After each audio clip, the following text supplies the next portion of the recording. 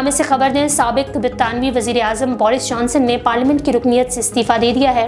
गैर मुल्की मीडिया के मुताबिक कोरोना वबा के दौरान सरकारी रिहाइशगाह में पार्टी तनाज़े का नतीजा निकल आया। मार्च में पार्लियामेंट को दिए गए शवाहिद में बोरिस जॉनसन ने पार्लियामेंट को गुमराह करने का एतराफ़ किया है।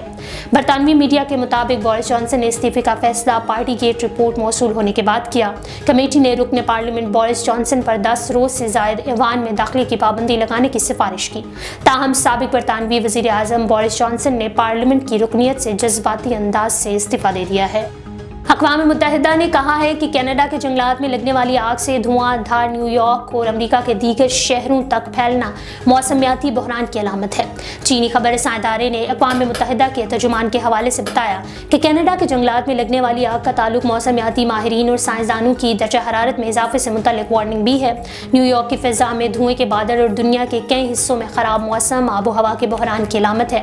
अक़वाम मुत्तहिदा के सेक्रेटरी जनरल के इस्तेमाल को कम करने के लिए आलमी बरादरी को मुतहक करने की ज़रूरत पर उन्होंने जोर दिया है। तुर्किया के सदर रजब तैयब एर्दोगान ने पहली मरतबा खातून खफीफा गायर कान को मरकज़ी बैंक का गवर्नर मुकर्रर किया है। पहली खातून है जो तुर्किया के मरकज़ी बैंक की सरबराह बनेंगी। वो इससे कबल फर्स्ट रिपब्लिक बैंक में काम कर चुकी हैं। एर्दोगान ने 28 मई को होने वाले सदारती इलेक्शन में कामयाबी हासिल की थी। तुर्क न्यूज़ एजेंसी के मुताबिक सरकारी गज़ट ने खफीफा अरकान की तकर्री के हवाले से एर्दोगान के दस्तखत शुदा सदारती फरमान शाया किया है।